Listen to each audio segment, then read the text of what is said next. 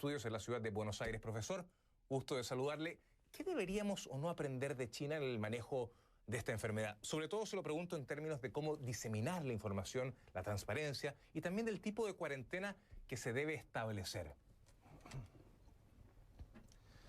Muchas gracias por la invitación, José Manuel. Bueno, esto obviamente es una crisis que está llegando a muchos lugares del mundo.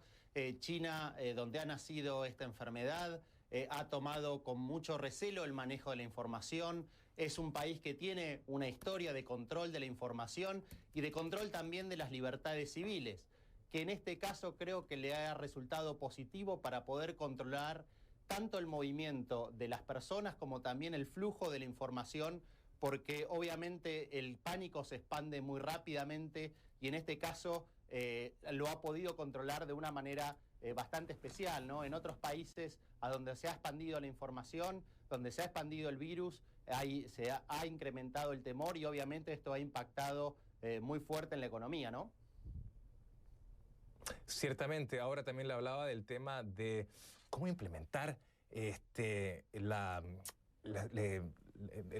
cuarentenas. Hay que ser muy rígidos, hay que de alguna manera ser un poco más flexible, considerando que pueden haber segundos brotes. Pero de no tener claro el desarrollo de este brote, y que para muchos es solo cuestión de tiempos antes de que se convierta en pandemia, ¿qué economías mayormente a su juicio podrían estar mucho más susceptibles al efecto de este coronavirus? Bueno, en principio son las economías asiáticas. Más allá de lo que está pasando en China, hay muchas economías de ASEAN que están conectadas a la economía china, que reciben no solo inversiones de ese país, sino que también reciben mucho turismo. Por ejemplo, en países como Tailandia, pensemos que el turismo es aproximadamente el 10% del PBI mundial. En países como Tailandia, que viven fuertemente del turismo, se ha prácticamente llegado a cero el turismo proveniente de China. Esto va a tener un impacto muy fuerte dentro de las economías.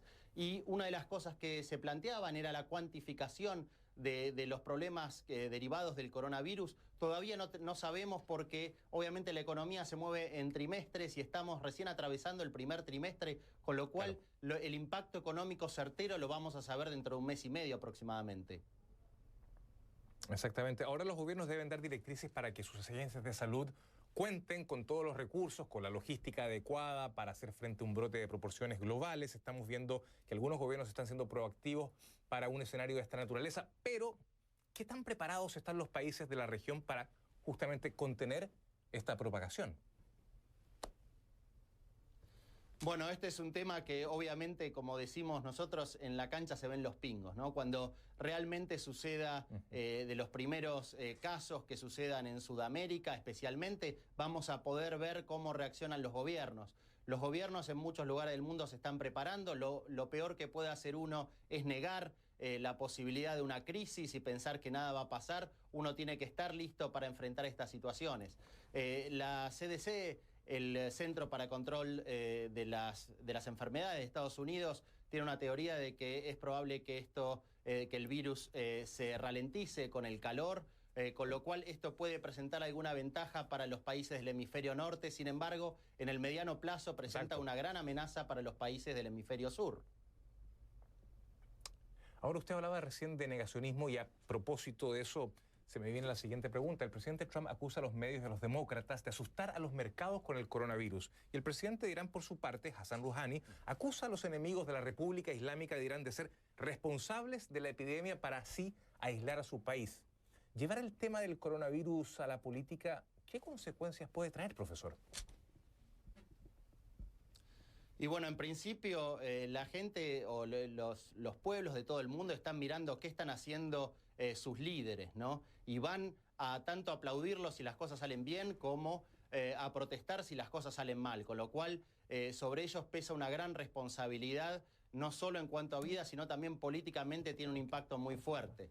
En el caso de Irán está ligado a la reciente elección que hubo, de la muy baja participación, el cual el gobierno dice que es culpa del coronavirus. Sin embargo, hay temas internos referidos a las protestas contra el gobierno que quizás tengan un mayor peso en la baja participación en las elecciones.